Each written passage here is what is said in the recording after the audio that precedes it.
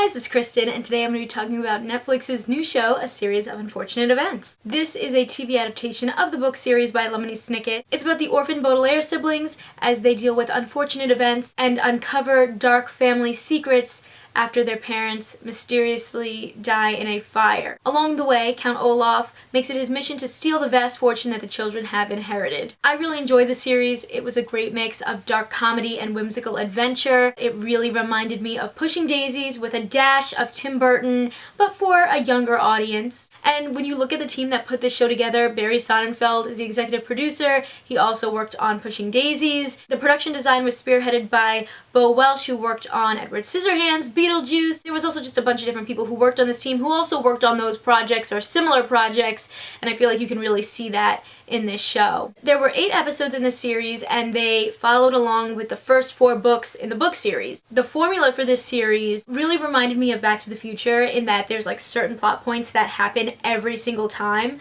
and so in each episode the formula was kind of the kids get sent to live with someone, Count Olaf comes in his disguise to mess everything up and steal them away, nobody believes the kids, and then when they finally do believe them, Olaf escapes. So it was this kind of setup every time, which I think, could get kind of boring after a while, but the way that they did it just really helped to solidify this overwhelming dread and hopelessness that you're really going for in this type of series. It felt like it was very difficult to escape, which I think is how the kids are feeling in this series. Each set of 2 episodes got their own theme song sung by Neil Patrick Harris, and it teased what was coming up in the episode, and it was just really quirky and different, and it really reminded me also of Pushing Daisies because I feel like they did stuff in that as well musically where, it's not a musical show, but there are a couple of musical numbers thrown in there for fun. Let's dive into the different characters that we're introduced to this season. First is our narrator, Lemony Snicket, played by Patrick Warburton. This was a really interesting choice. When you hear Patrick Warburton, you automatically think Kronk from Emperor's New Groove or Joe from Family Guy, and so to see him in more of a serious, somber type of role was really different, and I thought he did a great job. From what I've heard, people seem to be very mixed about his role as the narrator because the narrator is in so much, but I thought it was kind of cool because you kind of got little teases and hints of things, but he also did feel like part of the story. There's this whole other side story now with like, who's Beatrice? What kind of history did Lemony Snicket and Count Olaf have? Are we going to find out about that? So I was intrigued. Speaking of Count Olaf, let's get into that character. When I first started watching the episodes, I felt like he had the right energy, but I could just see Neil Patrick Harris in the scenes. Like, I wish that they had done a little bit more of like maybe putting prosthetics or makeup or something on his face just to make him look a little bit different. But as the series went on, I did enjoy his character. I think he's a natural fit for this type of role because of the theatrical background he does have. I was impressed by the different disguises that he put on. Stephano was one of my favorites. He kind of sounded like Pistachio Disguisey from Master of Disguise. And he just had a lot of really funny lines. So, he was like this darker, evil character, but he was really funny at the same time. There was one line when he was Stephano where Violet had said something, and he said, "No, child, please. If I was standing next to you, I would slap you right in the throat." And I just thought that was so funny, and he had other lines like that just had me cracking up. I also really liked the henchmen that worked for Count Olaf. They were the bad guys, but they had this endearing, kind of goofy quality to them that I thought made them really enjoyable to watch. Let's get into the Baudelaire siblings.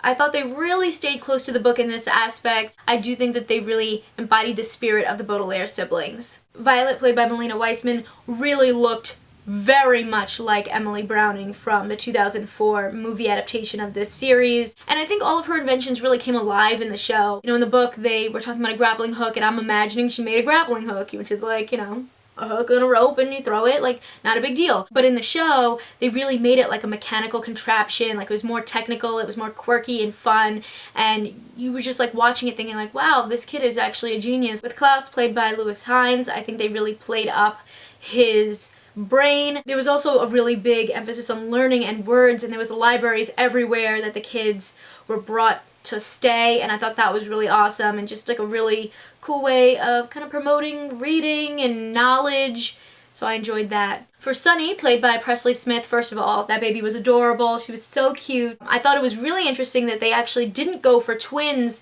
in this because they picked a child that was so young. I feel like normally, you know, in shows and movies they try to pick twins so they can switch them out and not have to deal with a crying baby. The one problem though with this role was the CGI that they used on the baby was too much. Like, there was times where she just looked genuinely creepy. I kind of liked how in the movie they had a child that was a little bit older. She was more of like a toddler, and so she was able to do some of the babbling and little things on her own, and they didn't need to, you know, force CGI to make that happen. Mr. Poe was played by K. Todd Freeman, and he had a really big role in the series. He was just really consistent in being that one guy that they had to go to for everything, but he never listened to them. I thought he was perfect in this role, down to the coughing fits. He was miles better than the guy that they had in the movie. And then taking a look at some of the people that the Baudelaire children stayed with or were in contact with, there was a lot, so I'm just going to do a few highlights. Justice Strauss, played by Joan Cusack, was completely not how I thought she would be. She was a bit more nervous and awkward, and I thought that she was just a fun character. And one of my favorites was Uncle Monty, played by Asif Mandvi. You could just tell that he would have been like a really great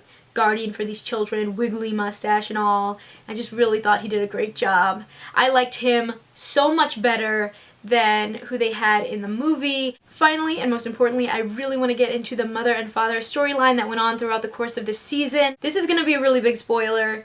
If you don't want to be spoiled, please pause this video and come back once you've watched the entire series.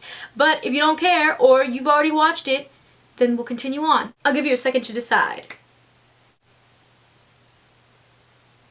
Okay, I'm gonna continue now. At the end of the first episode, we meet Will Arnett and Kobe Smulders as the parents who have been kidnapped by this mysterious organization and are trying to escape so they can get back to their children. I was really surprised to see them, especially because, you know, this is a series of unfortunate events. It's supposed to be like super unfortunate.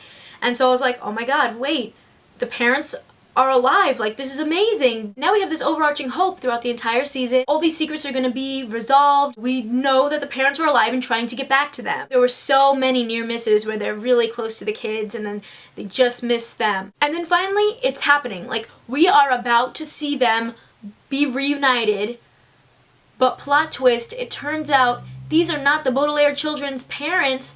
These are the Quagmire children's parents. I swear my jaw dropped. I was like, what? It was just such a brilliant twist. Like, I wasn't expecting it at all. And I had to go back. And I'm like, okay, well, where are all the times you saw the parents? These are the parents, aren't they?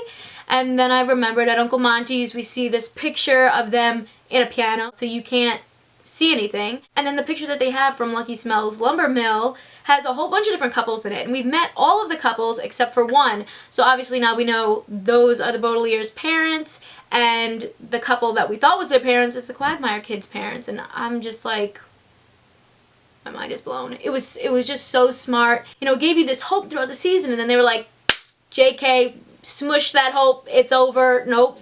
No hope for you. It added like another level. It was the perfect setup. Moving forward, I could absolutely see this show getting another season. I have only read the first book and I've watched the movie, and I liked this miles more than the movie, and I thought that it stayed a lot closer to at least the first book. So I imagine it stayed close to the other books in the series as well. I can't wait to see what new characters we're going to be introduced to and what kind of wacky disguises Count Olaf dons in order to get closer to the kids. Moving into season 2, we'll have the Baudelaire children at boarding school, where I imagine they'll meet the Quagmire children finally, and maybe we'll learn a little bit more about the history between Lemony Snicket and Count Olaf. There's definitely something going on there. One thing we also still haven't really learned that much about yet is this mysterious secret organization, so hopefully we learn more about that in season 2. Have you guys watched the series of unfortunate events yet? I would love to know your thoughts in the comments below. What did you think about the series? What did you think about the show in comparison to the books or the movie? Click that little bell notification to make sure you are always up to date on my latest videos.